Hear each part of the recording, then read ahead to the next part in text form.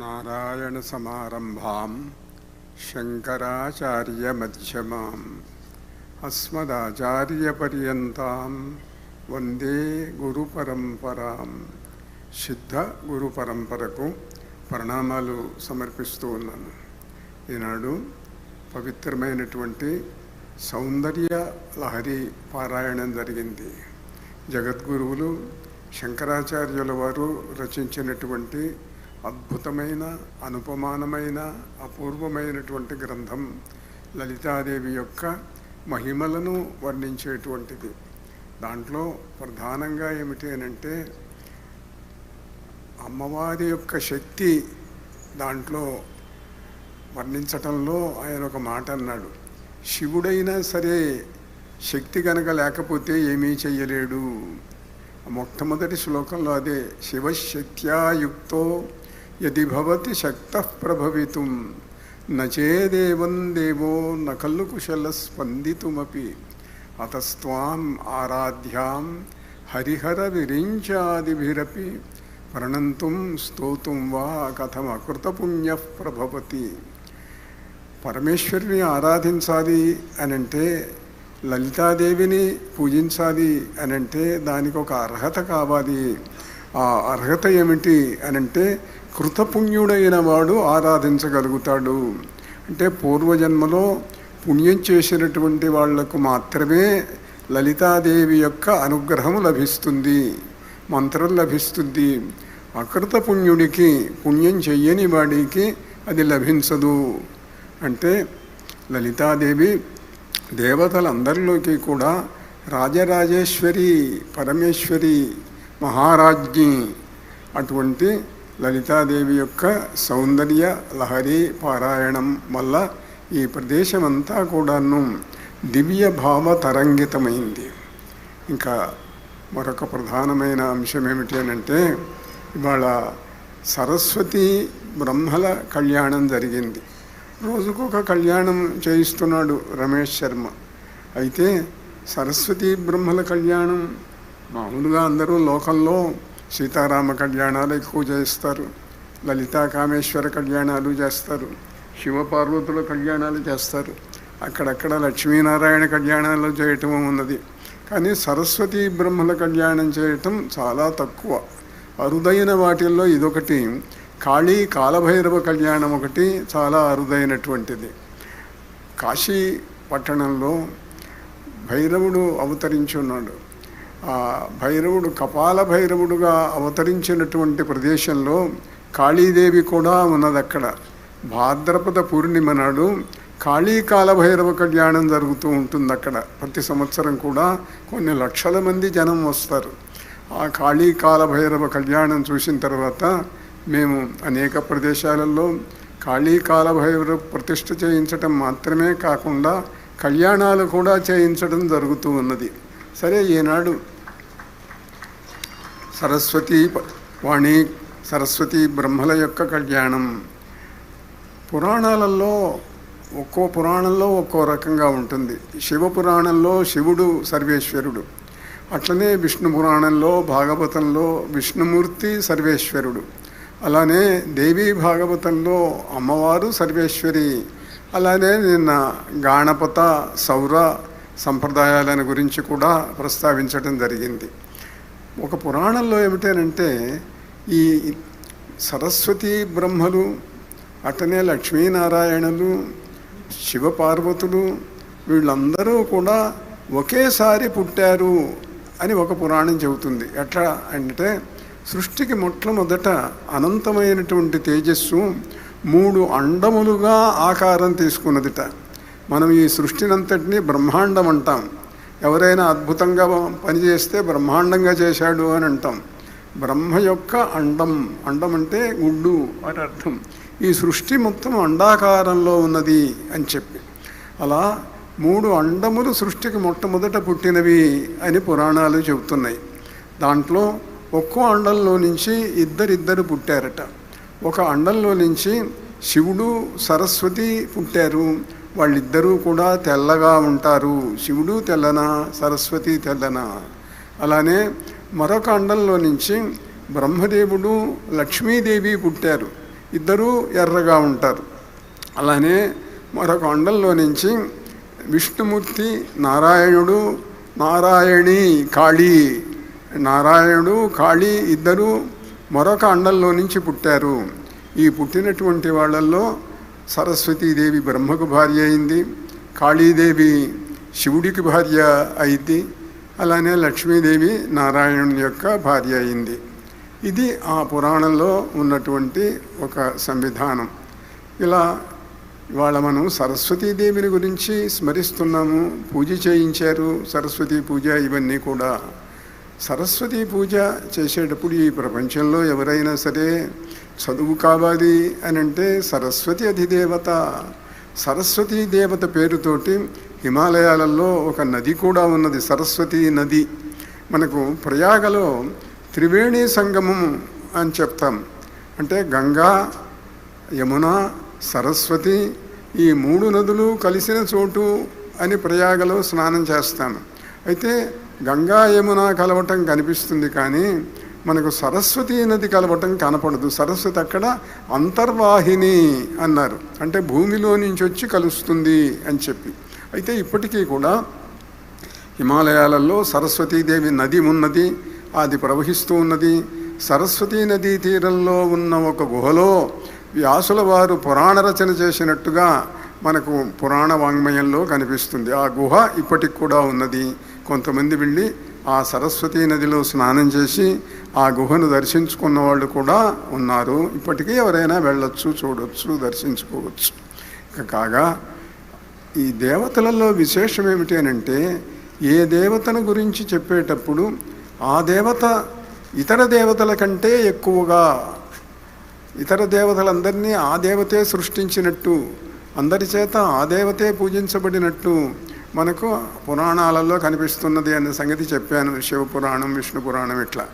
సరస్వతీదేవిని గురించి కూడా అట్లనే ఉన్నది. చిత్రం ఏమిటి అనంటే ఎక్కువ మందికి తెలియదు. శివుడు, విష్ణువు, అమ్మవారంటే మనకు పార్వతీదేవి, లక్ష్మీదేవి. సరస్వతి కూడా అందరు దేవతల చేత పూజించబడిందా? అందరు దేవతలు అనంటే ప్రధాన దేవతలు త్రిమూర్తులు, బ్రహ్మ, విష్ణు, మహేశ్వరుడు. మనకు అందరూ చదువుకుంటారు సరస్వతీదేవి యొక్క ప్రసిద్ధమైనటువంటి స్తోత్రం. యా కుందేందు తుషారహార ధవళ, యా శుభ్రవస్త్రాన్విత, యా వీణా వరదండ మండితకర, యా శ్వేత పద్మాసన, యా బ్రహ్మాచ్యుత శంకర ప్రభృతిభిర్దేవై సదా పూజిత, సామాం పాతు సరస్వతి భగవతి నిశేష జడ్జాపహ. అందులో ఉన్న విశేషణాలు సంస్కృత శ్లోకం, అందరికీ అర్థమైనా కాకపోయినా ఈ శ్లోకం మాత్రం అందరూ బాగా చదువుకునేటువంటి శ్లోకం. సరస్వతీదేవి తెల్లగా ఉంటుంది. ఎంత తెల్లగా ఉంటుంది అని అంటే పోతన గారు అంటాడు, శారద నిరదెందు ఘనసార పటీర మరాళ మల్లికాహార తుషార ఫేన రజతాచల కాశ ఫణీష కుంద మందార సుధాపయోధి సితతామర సామర వాహిని శుభాకారత నొప్పు నిన్ను మదిగానగ ఎన్నడు కలుగు భారతి. ప్రపంచంలో తెల్లగా ఉన్నటువంటి వస్తువుల లిస్ట్ అంతా, పట్టికంతా తీసుకొని పోతన గారు దాంట్లో తెల్లగా ఇలా ఉంటుంది, ఈ వస్తువుల్లాగా, ఈ వస్తువులాగా, శరత్కాలపు మేఘంలాగా, స్ఫటికంలాగా, ముత్యాల్లాగా ఇలా అని వర్ణించాడు ఆయన. సరస్వతీదేవి అంతవరకు బాగానే ఉన్నది. కానీ యా బ్రహ్మాచ్యుత శంకర ప్రభృతిభిర్దేవై సదా పూజిత, ఆమె బ్రహ్మచేత, విష్ణుమూర్తి చేత, శివుని చేత, ఇంకా ఇతర దేవతలందరి చేత కూడా పూజించబడుతుంది, పూజించబడిన దేవత అన్నాడు. అంటే మరి సరస్వతి భర్త బ్రహ్మ అయినప్పుడు బ్రహ్మ కూడా సరస్వతిని పూజిస్తాడా? అంటే భార్యను భర్త పూజించకూడదని ఎక్కడన్నా ఉందా అండి? మరి భర్తను భార్య పూజించమని మనకు శాస్త్రం అన్నీ చెబుతున్నాయి, కానీ మామూలుగా చెప్పం కదా అది. కానీ అక్కడక్కడ ఆ సంప్రదాయం కూడా కొన్ని చోట్ల ఉన్నది. శివుడు కాళీదేవిని పూజించాడు, శివుడు అమ్మవారిని పూజించినట్టుగా మనకున్నది. ఇగో లలితాదేవిని ఆయన ఆరాధించాడు కామేశ్వరుడు. సరే, అది అలా ఉంచితే, అంటే సరస్వతీదేవి ఇంత త్రిమూర్తుల చేత పూజించబడినది. మహాసరస్వతి అని ఒక మాట ఉన్నది. మహాసరస్వతి అని అంటే సరస్వతి మామూలుగా మనకు చదువులు ఇస్తుంది, అంతవరకు తెలుసు. మహాసరస్వతి యుద్ధాలు కూడా చేసింది, రాక్షసులను చంపింది. అది మనకు చండీ సప్తశతిలో కనిపిస్తుంది. చండీ సప్తశతిలో ముగ్గురు, కాళీ, లక్ష్మి, సరస్వతి, వీళ్ళు ఈ ముగ్గురు మూర్తులు కూడా రాక్షసులను చంపినట్టుగా ఉంది. కాళీదేవి మధుకైటభ సంహారానికి ప్రేరణ ఇచ్చింది. అంతేకాదు కాళీదేవి ఎందరో రాక్షసులను చంపింది. ఇక కాగా లక్ష్మీదేవి మహాలక్ష్మి, ఆమె కేవలం ధనం ఇచ్చే దేవతే కాదు, ఆమె యుద్ధాలు చేసింది. మహిషాసుర సంహారం చేసినటువంటి మహాశక్తి ఆవిడ. కోల రాక్షసుడిని చంపింది. ఆ కోల రాక్షసుడి పేరుతోటే కొల్హాపూర్ అనేది వచ్చింది మనకు భారతదేశంలో. కోల రాక్షసు చంపిన ఘోరశక్తి అన్నారు లక్ష్మీదేవిని. అలానే సరస్వతి శుంభ నిశుంభులను చంపినట్టుగా మనకు చండీ సప్తశతిలో కనిపిస్తుంది. చండీ యాగం అందరూ చేయిస్తూ ఉంటారు, చేస్తూ ఉంటారు. చాలా ప్రసిద్ధమైంది చండీ యాగము అని అంటే.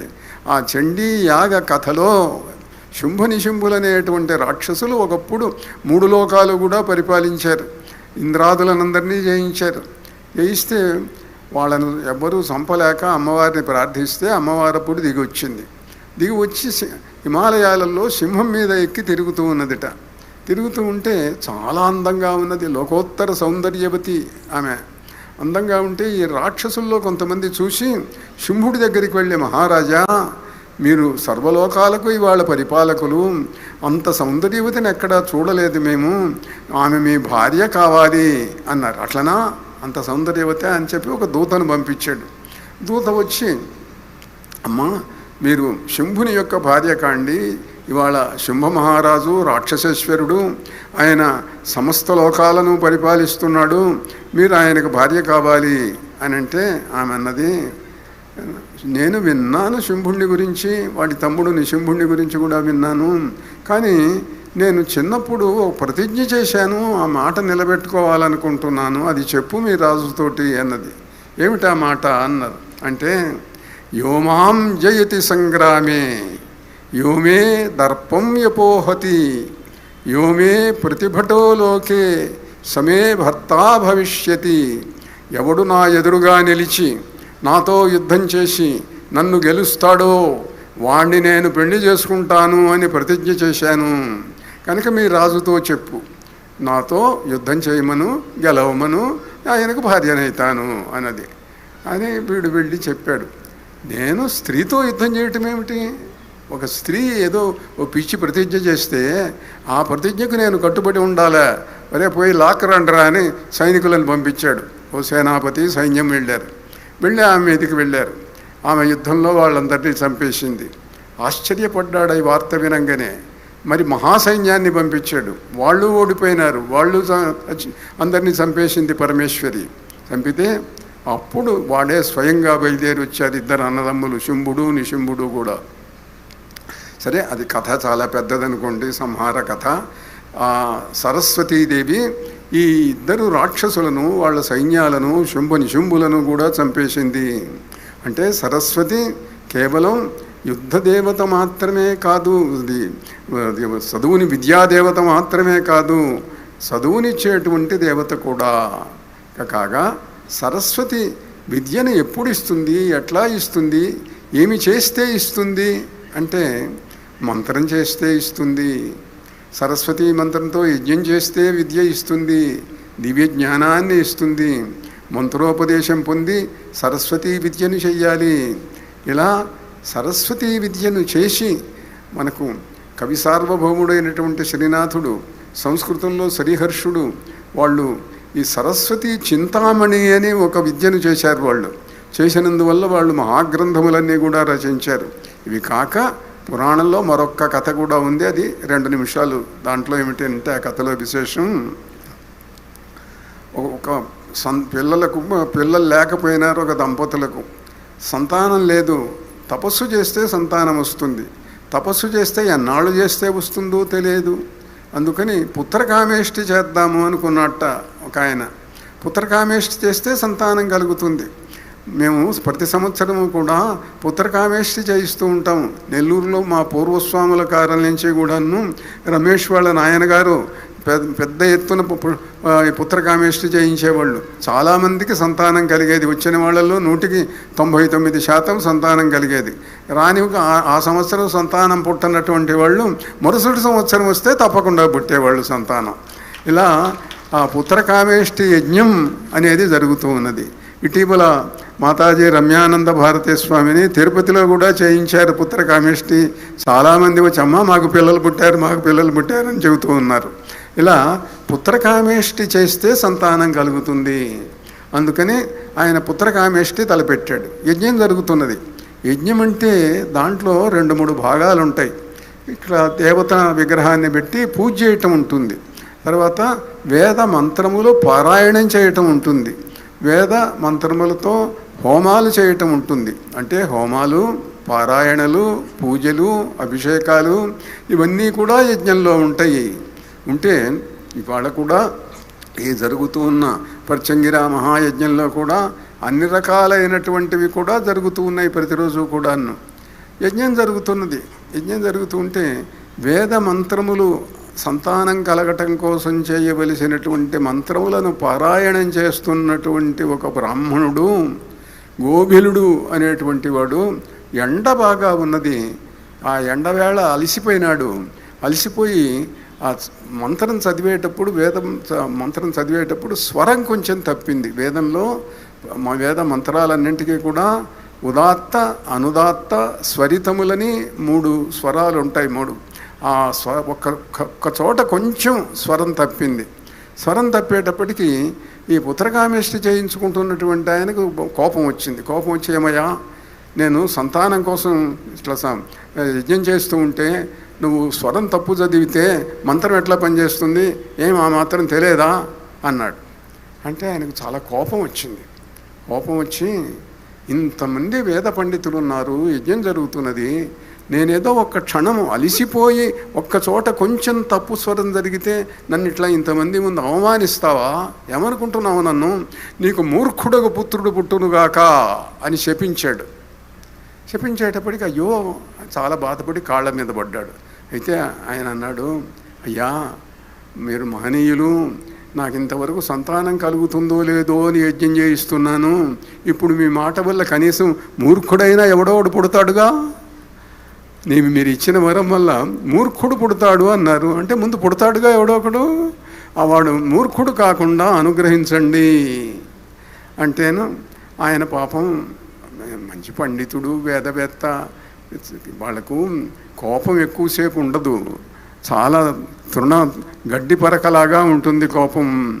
అందువల్ల వెంటనే శాంతించి, సరే మొట్టమొదట మూర్ఖుడుగా పుడతాడు, పుట్టినా కూడాను కొన్నాళ్లకు వస్తుందిలే చదువు అని వరం ఇచ్చాడు. సరే వాడికి సంతానం కలిగింది. బొడుగు చేశారు, అక్షరాభ్యాసం చేశారు, బొడుగు చేశారు, వేదం పండితుల దగ్గరికి చదువుకోవడానికి పంపించారు. వాడికి అక్షరం ముక్క రాదు. చాలా సంవత్సరాలు గడిచిన ఈ వయస్సుకు ఎన్నబడుతున్నది, అక్షరాలు రావు, చదువు రాదు. అప్పుడు వాడు అన్నాడు నాన్నగారితో, నాన్నగారు నాకు చదువు రావటం లేదు, నేను శాపగ్రస్తుణ్ణి, నేనేదో అడవిలోకి వెళ్ళి తపస్సు చేసుకుంటాను, నాకు దేవతలు ఏమన్నా అమ్మవారు వరం ఇస్తుందేమో చూస్తాను అన్నాడు. సరే నాయన, నీ ఇష్టం, తపస్సు చెయ్యి అన్నాడు. వాడు వెళ్ళి కూర్చున్నాడు. రోజు పొద్దున్నే కూర్చుండేవాడు. వాడికి ఏం పెద్దగా తెలియదు. గాయత్రి మంత్రం ఏదో ఒడుగైంది కాబట్టి కాస్త అనుకోవటానికి ప్రయత్నించేవాడు. అది కూడా సరిగ్గా చేయగలిగేవాడు కాదు. అయితే వాడికి ఒక్క నియమం ఉన్నది, అబద్ధం ఆడను, ఎట్టి పరిస్థితుల్లో కూడా అబద్ధం ఆడను. అందువల్ల అతడికి సత్యపురతుడు అనేటువంటి పేరు వచ్చింది. ఈయన నిజమే చెప్తాడండి, అబద్ధం ఆడరండి వారు ఎట్టి పరిస్థితుల్లోనూ. ఒకరోజు ఒక వేటగాడు ఒక వనవరాహాన్ని, అడవి పందిని వెంటాడుతూ వేటాడటానికి వచ్చాడు. దాని మీదకి బాణం వేశాడు. ఆ బాణం తగిలింది, గాయమైంది. అది పరిగెత్తుకుంటూ వచ్చి ఈ సత్యపురుతుడి కుటీరం ఉన్న చోటి కొంచెం దూరంలో ఒక పొదలో దాక్కున్నది. ఆ బోయవాడు వచ్చాడు. అయ్యా మీరు సత్యపురుతులు, మహానుభావులు, నిజమే చెబుతారు, మరి ఇప్పుడు నేను వెతుక్కుంటూ వస్తున్నాను, ఆ వనవరాహాన్ని చంపితే కానీ నాకు తిండి గడవదు, దాన్ని కొంత భాగం అమ్ముకుంటాను, ఆ మాంసాన్ని కొంత మా ఇంట్లో తింటాము, మా కుటుంబం గడవాలనంటే అది దాన్ని చంపాలి, అది పరిగెత్తుకుంటూ వచ్చింది, బహుశా మీరు చూసే ఉంటారు, అది ఎక్కడ దాక్కున్నదో చెప్పండి అన్నాడు.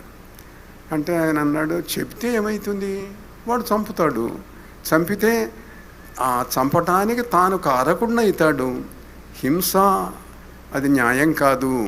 కానీ ఎట్లా, నేను చూడలేదని చెబుతాడా, అబద్ధం చెప్పినట్టు అవుతుంది, చూచానని చెబుతాడా, ఎక్కడ ఉన్నది అని అడుగుతాడు.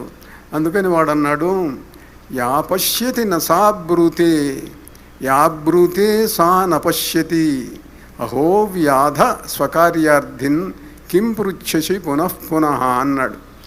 ఈ శ్లోకం యొక్క అర్థం ఏమిటి అనంటే, చూచిన దానికి మాట్లాడే శక్తి లేదు, మాట్లాడే నోటికి చూచే శక్తి లేదు, కనుక నన్ను ఏం చెప్పమంటావయ్యా వెళ్ళు అన్నాడు. నువ్వు చెబుతున్నది ఏదో నాకు అర్థం కావటం లేదులే అన్నాడు. ఆవిడ వెళ్ళిపోయినాడు. అయితే ఈ వనవరాహం అది బాధతో అరుస్తూ పొదలో దూరింది. ఆ అరుపులో ఆయనకు ఐ ఐ అనేటువంటి ధ్వని వినిపించింది. ఐ ఐ బాగుంది ధ్వని అని ఐ ఐ ఐ అంటున్నాడు. ఐ అంటే ఇవాళ ఐ అంటే మీ అందరికీ తెలుసు, ఐ ఐ అంటే నేను, నేను కాదు. అక్కడ మంత్రశాస్త్రంలో మా పురాణాలలో ఐ అంటే అర్థం వేరు. ఆ ఐ అంటూ ఉండేటప్పటికి కాసేపటికి సరస్వతీదేవి ప్రత్యక్షమైంది. సరస్వతీదేవి ప్రత్యక్షమైతే, అమ్మా నువ్వెవరు అన్నాడు. నేను సరస్వతిని, నీవు నీ ప్రాణాలు తెగించి ఆ బోయవాడికి భయపడకుండా ఆ ప్రాణిని రక్షించావు, అందువల్ల నీవంటే నాకు సంతోషం కలిగింది, సంతృప్తి కలిగింది. నేను అయ్యనే శబ్దానికి అధిదేవతను, అయితే దానికి బిందువు పక్కన చేర్చాలి. ఐం ఐం అంటే సరస్వతీ బీజం. ఆ ఐం అనకుండా నువ్వు అయ్యేనా అన్నావు, కానీ నీవు చేసినటువంటి అహింసా ధర్మం వల్ల నీకు సంతోషించాను. నేను నీకు సర్వ విద్యలు ఇస్తున్నాను. ఈ క్షణం నుంచి నువ్వు చదువుకోకుండానే వేదములు శాస్త్రములు ఇవన్నీ కూడా నీకు వస్తాయి అన్నది. మనకు కూడా అట్లాంటిది వస్తే బాగుండు, చదువుకోకుండా డిగ్రీలు ఇవన్నీ కూడా వచ్చేట్టయితే చాలా బాగుంటుంది. అయితే కష్టపడాలనుకోండి. అయితే ఈ సరస్వతి మంత్రం చేస్తే చదువు బాగా వస్తుంది, చదువుకున్నది గుర్తుంటుంది. అందువల్ల ఈ ఐం బీజంతో కూడినటువంటి సరస్వతి మంత్రాన్ని అందరూ కూడా చెయ్యండి. ఐం సరస్వత్యై నమః చెప్పండి ఒకసారి. ఐం సరస్వత్యై నమః, ఐం సరస్వత్యై నమః. ఇది దీంట్లో ఈ రెండు ఐము సరస్వత్యై నమః విడిగా కూడా చేసుకోవచ్చు. నిన్న గణపతి మంత్రం చెప్పాను, ఇవాళ ఇది చెబుదామని నేను అనుకోలేదు, కానీ మన వాళ్ళే అనౌన్స్ చేశారు, ప్రకటించారు అందరికీ సరస్వతి మంత్రం చెబుతారని. సరే, పిల్లలు చాలామంది ప్రత్యేకంగా తమ పిల్లలను కూడా తీసుకొని వచ్చారు. ఈ మంత్రాన్ని అందరూ కూడా జపం చేసుకొని చక్కగా ఆ సరస్వతీదేవి యొక్క అనుగ్రహాన్ని పొందండి. సరస్వతీ మంత్రం మీరు ముత్యాల మాలతో చేస్తే చాలా వేగంగా పనిచేస్తుంది. సరే, ఇంకా మిగతా రుద్రాక్షమాల ఇట్లాంటివి కూడా వాడుకోవచ్చు. అందరికీ కూడా సరస్వతీదేవి యొక్క అనుగ్రహము కలుగునుగాక. శుభమస్తు. నారాయణ నారాయణ.